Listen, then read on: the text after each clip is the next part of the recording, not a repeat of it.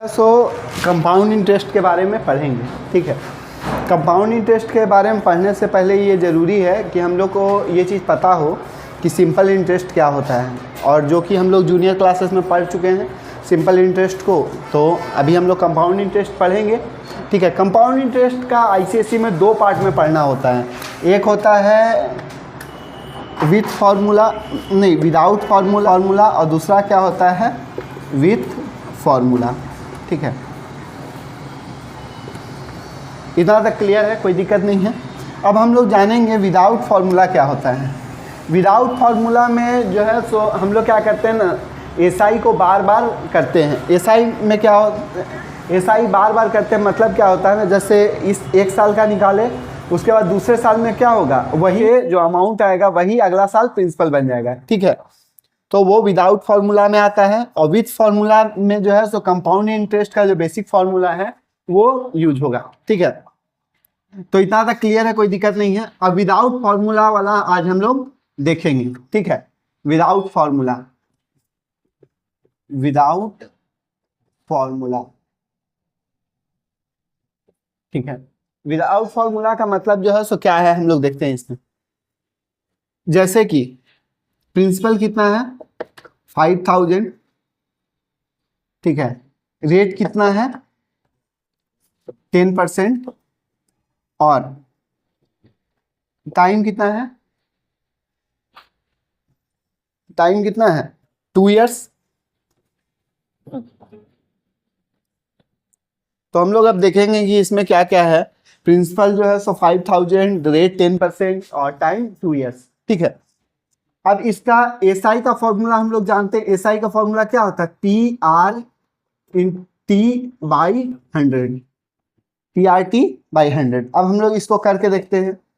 P कितना है 5000, rate कितना है 10%, टाइम कितना है 2 ईयर, सॉरी सिंगल ईयर का निकालना है, तो यहाँ पे हम लोग 1 ईयर लिखेंगे। ठीक है, बाई 100। ठीक है,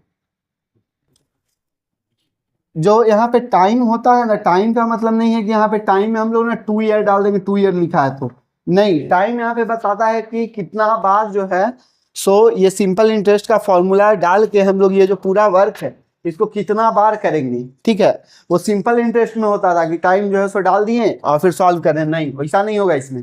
कंपाउंड इंटरेस्ट में जो है सो टाइम हमेशा 1 ईयर 1 मंथ ऐसा ही होगा। ठीक है, इसमें खाली क्या होगा कि जो टाइम है उतना बार जो है सो ये कैलकुलेशन होगा बार बार। ठीक है, अब हम लोग देखते हैं, तो 1010 कट गया, 1010 इधर कट गया, तो ये कितना हो गया 500 क्या आ गया, SI इज इक्वल टू ₹500। ठीक है, अब प्रिंसिपल कितना था, प्रिंसिपल था 5000।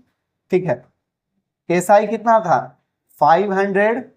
ठीक है, तो अमाउंट कितना हो जाता है, अमाउंट का फॉर्मूला क्या होता है P + SI, तो ये कितना हो जाएगा 5500। तो ये कितना हो गया P + SI 5500 हो गया। अब जो है सो 5500 को एक साल का हम लोग निकाल लिए हैं, तो दूसरा साल का जब निकालेंगे तो क्या करेंगे, उस टाइम यही अमाउंट, ये जो अमाउंट है ना वही वहां पे प्रिंसिपल बन जाएगा। तो SI का फॉर्मूला क्या होता है PRT/100। ठीक है, तो प्रिंसिपल यहाँ पे क्या हो जाएगा 5500 हो जाएगा, रेट कितना हो जाएगा 10%, और टाइम क्या हो गया 1 ईयर बाई 100। तो ये 2 जीरो कट गया, अब ये कितना हो जाएगा 550। ठीक है, तो फाइनल अमाउंट कितना हो जाएगा 5500 तो यहीं पे हुआ था।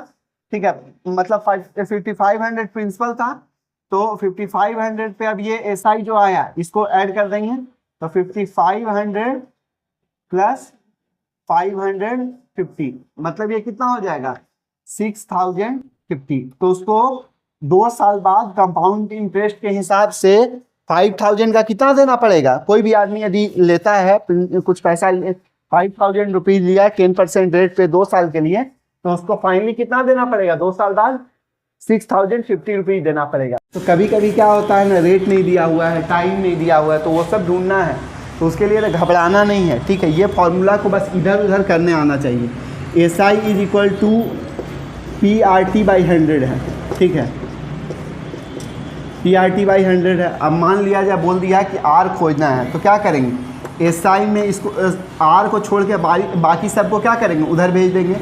तो इसको क्या करेंगे, क्रॉस मल्टीप्लिकेशन कर देते हैं, तो SI × 100 हो जाएगा, R को इधर ही रहने देना है, ठीक है, और P और T क्या हो जाएगा, नीचे आ जाएगा। तो ये क्या हो गया, रेट ऐसे निकाल लेंगे। अब टाइम निकालना होगा तो क्या करेंगे, टाइम को इधर छोड़ देंगे और R को इधर ले आएंगे। अब हम लोग को मान लेते P निकालना होगा, तो क्या करेंगे, P को इधर छोड़ देंगे, T को इधर ले आएंगे। मतलब क्या है, बस हम लोग को थोड़ा सा बस फेरबदल करने आता है तो हम लोग सब कुछ कर सकते हैं इसमें, ठीक है। चलिए, तो आज का क्लास यही ख़त्म होता है।